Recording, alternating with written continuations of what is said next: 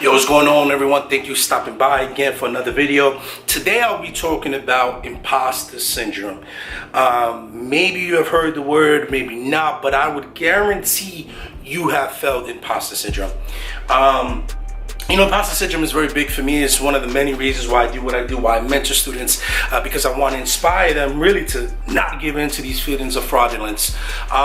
But imposter syndrome has been special for me because for the past 2 years, I've been honored to work on Stanford, both on the admissions committee and as a program leader for Stanford's summer research program, also known as Amgen's summer research program at Stanford. And so first I will do a video on some tips from the admissions side, some things that I learned from the admissions committee side in reviewing applications, and that's for another video. But for right now, what I want to talk about is imposter syndrome, right? Because I've worked as a program leader as well. I've worked with, for the last 2 years, I had a small group of about 4 to 5 students that I mentored throughout the summer as a PhD student at Stanford.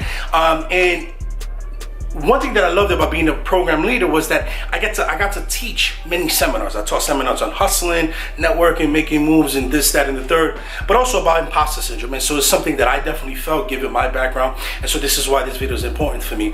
Imposter syndrome is this feeling of fraudulence. It's feeling like you don't deserve your success, sort of that, if you're in a place like me when I was in Stanford, that, oh, it was a mistake. When I got accepted into Stanford, I was like, man, they made a mistake.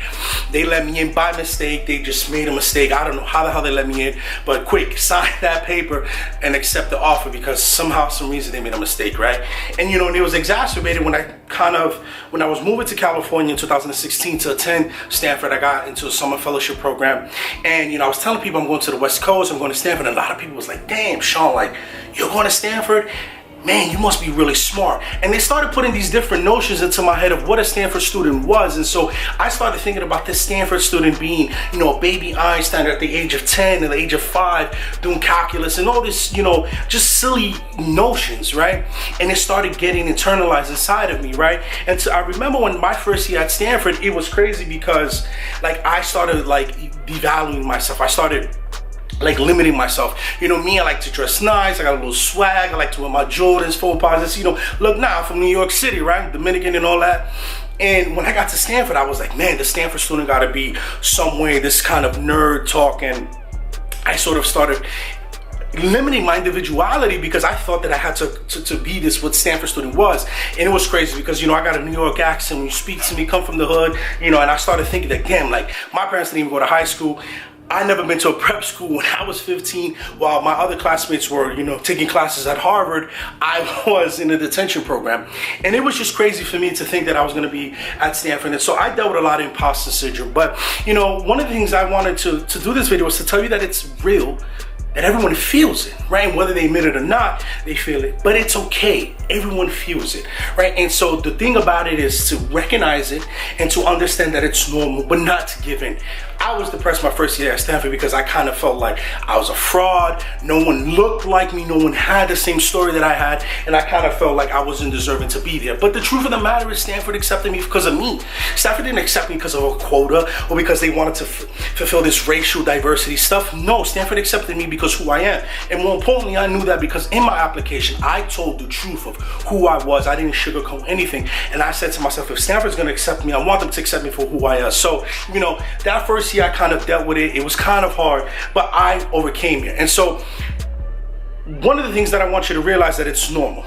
It doesn't matter. Ask anybody that you know. Ask the smartest person you know, your mentor, and anyone, right? Ask them if they ever felt imposter syndrome. And I'm willing to bet that they're going to say yes, right? But there's different levels to it. And so it's okay to feel it, but to not give in. So I have some quick tips about it and how to sort of recognize it and to understand that it's normal, right? And so imposter syndrome, again, is this feeling of, fraudulence. You kind of feel like your success is due to luck, being at the right place because of a quota. Definitely as a minority, you kind of feel like, oh, they got to just fulfill these boxes for NIH or whatever stuff, the contribution of others, no expectations. Like you start creating these ideas in your mind of why you were accepted. But the truth of the matter is that it's normal and you deserve your success. And so here's some quick tips that I have for dealing with. And this is some of the advice that I give towards the students. The first things first is to realize that you have to embrace your individuality. You have to understand that you're unique who you are, and that's important, right? The fact that I wear Jordans, the way that I like to dress nice and get fashionable, that's who I am. That doesn't take away anything from my intellect or take anything away from me because I'm a Stanford student. No, that just makes me different. The fact that maybe Stanford students are accustomed to one way, that's fine, but you have to embrace your individuality. If you like to wear certain clothes, wear it. You know what I'm saying? If you like to do what you do it. Because if you start giving into these imposter syndrome, into these feelings of inadequacy, what you're going to start doing is limiting yourself. And there's nothing worse in your life than sort of devaluing yourself to try to fit this notion of whatever it is. So embrace your individuality. Know and understand that you have to be self-reliant and that you're unique in every way possible. And live your truth, right? The fact of the matter is, I got a New York accent. A lot of professors said that I stand for, you got that New York accent from the Bronx. And I took it as a microaggression, but the fact of the matter is I do have that New York accent. That's what makes you unique, right? That adds to my charm. And so use that as a positive thing. Don't try to get that to limit you. So embrace your individuality. The way you dress, the way you are, the way you speak, the way you move, it doesn't matter. You have to accept who you are, because if you don't love yourself, no one will. And this world is crazy. There's people that are going to bring you down. People are going to try to demote you. So embrace your individuality. Live your truth and understand that that you are unique. And if you present yourself in an authentic way, if people don't accept you, then those are people that you don't want to be around. You want to be around people that are going to value you, that love you, that are going to respect you. And so by being yourself, people are going to get the true authentic self of who you are, and you get to sort of decipher that, right? The second thing is also create a hype crew. I'm sort of a lone wolf. I like to do my own thing, but at Stanford, how to create my own hype crew. People that had the same ambition, the same mindset, the same values that I have, to surround yourself, because every day is not going to be positive. There's going to be certain days where you're feeling depressed, you're feeling down, an experiment didn't work or whatever, you didn't get the grade that you want. But you have to identify people that have those same values that you can come up and say, you know what, right now I'm not feeling good, right? And so when you create your hype crew, those are people that are going to support you no matter what. And so I created my hype crew. I had a couple of friends, right, from different backgrounds, right? Some of them did go to Harvard and as an undergrad and stuff like that, but we still had common traits and common we have many things in common that we can identify with. But when you create your hype crew, those are people that you can go to and say, you know what, right now I'm off my square, I don't feel, right now I don't feel 100%. And those are people that are going to support you and remind you that you're amazing, that you deserve everything you have. And so by creating your hype crew, that'll sort of let you stay grounded for those days that you do not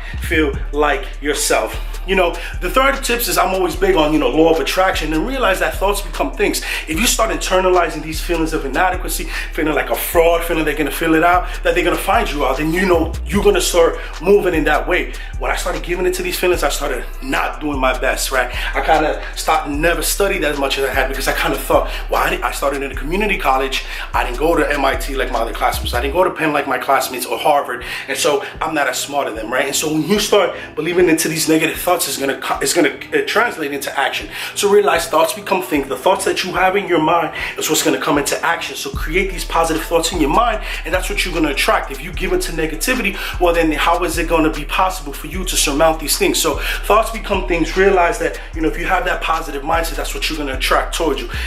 Yeah, we're gonna have negative thoughts, but the key is to sort of identify that and push it away.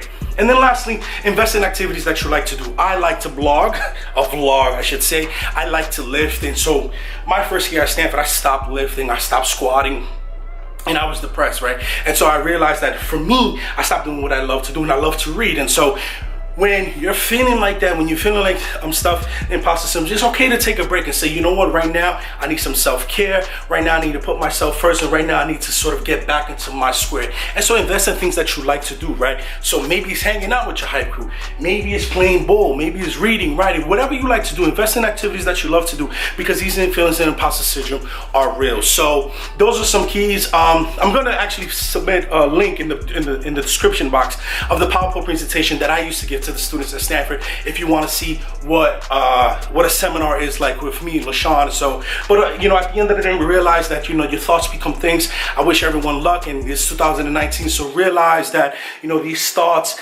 these goals that you have, everything, your craziest dreams, you can make it happen. You just can't give in. You have to believe in yourself. And when you're feeling like an imposter, when you feel like you can't accomplish stuff, realize that that's normal. Take a break, get with your hype crew, do stuff that you love, and then bounce back. You know what I'm saying? We all take L's, we all make mistakes, but just realize that you're human, and so when you fall, you get back up. I wish everyone the best. Thank you for subscribing, I should say, and you already know, pursue excellence always.